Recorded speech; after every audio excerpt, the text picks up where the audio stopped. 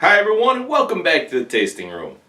We're sampling today what I've been trying to track down for a while and finally have. This is Rabbit Hole's Rye Barrel Aged Gin.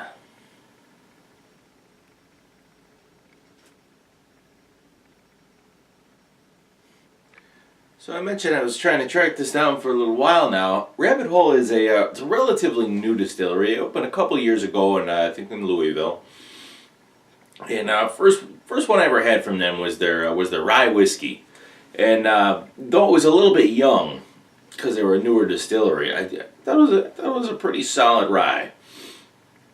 And then I tried their bourbon, and I read about their their rye barrel aged gin here. And I love a barrel finished gin, so I had to find it. So I guess what they do here, they import the gin from London. They don't make it themselves, and they finish it in their say it's a number 3 char ex rye barrels. All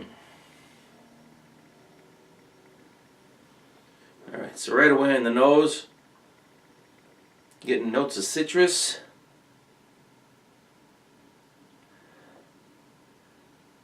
Some juniper.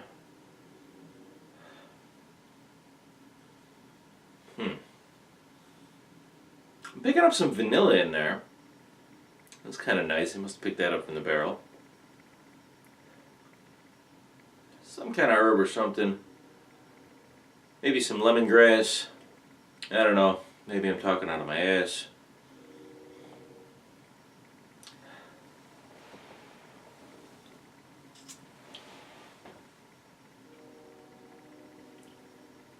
Okay, on the palate,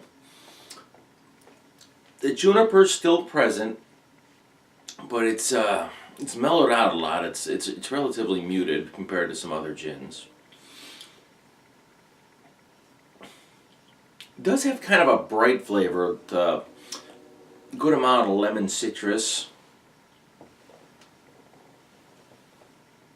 It's got a nice velvety mouthfeel too. This one's it's pleasant, it's mellow. I'm not getting a whole lot of botanicals here. You pick up kind of an herby note here and there, but not a ton of depth of character here. But again, very pleasant. If you're not familiar with a gin, or if you don't, if you don't like gin but you're a whiskey drinker, this one might be a halfway decent one to start with here. The juniper's not terribly overpowering. It's got some nice, bright citrus notes. Good mouthfeel, relatively mellow. And we're moving to the finish here. That rye barrel makes just a little bit of a comeback. We've got a nice, soft, light pepperiness on the palate. Starting to notice more of those herbs. And on the palate, you're left with that and some more of that lemon citrus. All right, so on the nose for this one, we had the signature juniper. We had some nice citrus notes. An odd note of vanilla that kind of went really well in there. I'm going to go ahead and give the nose 20.5 points.